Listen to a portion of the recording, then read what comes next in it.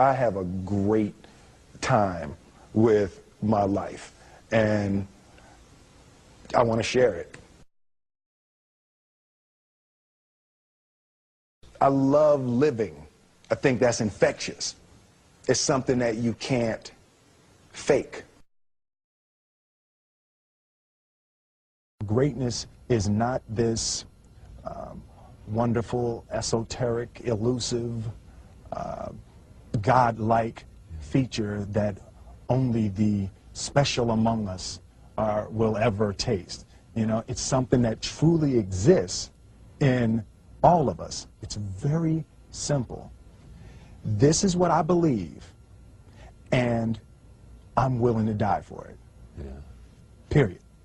It's that simple. I know who I am, and I know what I believe. I know who I am, I know what I believe. That's all I need to know. And that's all I need to know. So from there, you do what you need to do. Yeah. You know, and I think what happens is we make this situation more complex than it has to be. Because we're looking for complexity. There's got to be something complex to understand. It can't be that easy. No. We didn't grow up with the sense that where we were was where we were going to be. You know, we grew up with the sense that where we were almost didn't matter because we were becoming right. Something greater. The separation of talent and skill is one of the greatest misunderstood concepts for people who are trying to excel, who have dreams, that want to do things. Talent you have naturally. Skill is only developed by hours and hours and hours of beating on your craft. I've never really viewed myself as particularly talented. Where I excel is ridiculous, sickening work ethic. You know, while the other guy's sleeping, I'm working. While the other guy's eating, I'm working. There's no easy way around it. No matter how talented you are, your talent is going to fail you if you're not skilled. Mm-hmm. You know, if you don't study, if you don't work really hard and dedicate yourself to being better every single day, mm-hmm. you'll never be able to communicate with people, with your artistry, the way that you want. So the only thing that I see that is distinctly different about me is I'm not afraid to die on a treadmill. You might have more talent than me, you might be smarter than me, but if we get on the treadmill together, right, there's two things. You're getting off first, or I'm going to die. It's really that simple. One summer, his dad tore down a brick wall on the front of his business and told 12-year-old Will and his 9-year-old brother to rebuild it, a job they said was impossible. It took them 1.5 years, but they did it. And he said, now don't you ever tell me it's something that you can't do. You don't try to build a wall. You don't set out to build a wall. You don't say, I'm going to build the biggest, baddest, greatest wall that's ever been built. You don't start there. You say, I'm going to lay this brick as perfectly as a brick can be laid. Yeah. And you do that every single day. And soon you have a wall. And soon you have a wall. You know, it's an idea that my grandmother always had, that, you know, if you're going to be here, then there's a necessity to make a difference. She always instilled the responsibility, the spiritual responsibility that you have to make every group you come in contact with better. I want to do good. Yeah. I want the world to be better because I was here. I want my life, I want my work, my family, I want it to mean something. And it's like, it has, if you are not making someone else's life better, then you're wasting your time. You know, like your life will become better by making other lives better. I want to represent an idea. I want to represent possibilities. I want to represent the idea that you really can make what you want. One of my favorite books is The Alchemist, Paulo Coelho, and that's just, I just believe that. I believe that I can create whatever I want to create.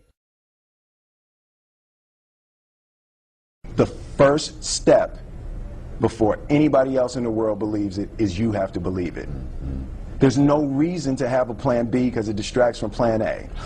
I think that there's a certain delusional quality that all successful people have to have.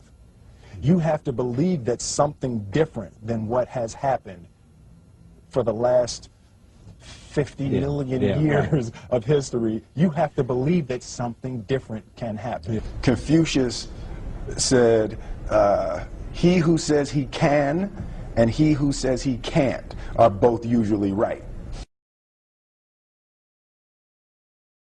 Being realistic is the most commonly traveled road to mediocrity. Why would you be realistic? What's the point of being realistic? Just put up a barrier. Yeah, I'm going to do it. It's done. It's already done. The second I decide it's done, it's already done. So now we just got to wait for y'all to see. It's unrealistic to walk in a room and flip a switch and lights come on. That's unrealistic. Fortunately, Edison didn't think so. It's unrealistic to think you're going to bend a piece of metal and fly people over an ocean in that metal. That's unrealistic. But fortunately, the Wright brothers and others didn't believe that. Our thoughts, our feelings, our dreams, our ideas are physical in the universe. That if we dream something, if we picture something, if we commit ourselves to it, that is a physical thrust towards realization that we can put into the universe. That the universe is not a thing that's going to push us around. That the world and people and situations are not something that are going to push us around. That we are going to bend the universe and command and demand that the universe become what we want it to be. I study the patterns of the universe. There's a redemptive power that making a choice has, you know, rather than feeling like you're at effect to all the things that are happening. Make a choice, right? You just decide what it's going to be, who you're going to be, how you're going to do it. Just decide. And then from that point, the universe is going to get out your way. It's like it's water. It wants to move and go around stuff. You know, there's a flow of the universe that I've grown to know just how to go with it. I realized that to have the level of success that I want to have, it's difficult to spread it out and do multiple things. It takes such a desperate, obsessive focus. You really got to focus with all of your fiber and all of your heart and all of your creativity. I'm motivated by fear. Fear. You know? Fear of what? Fear of fear.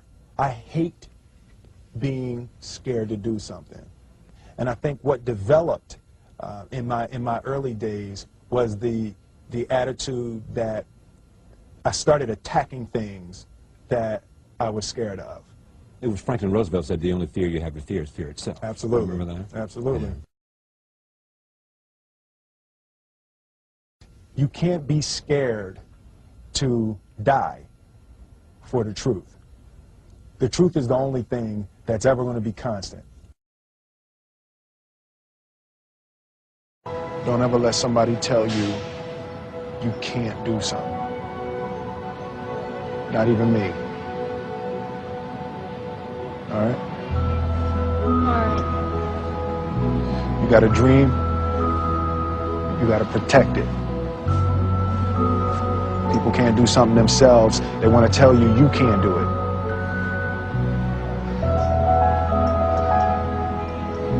You want something, go get it. Period.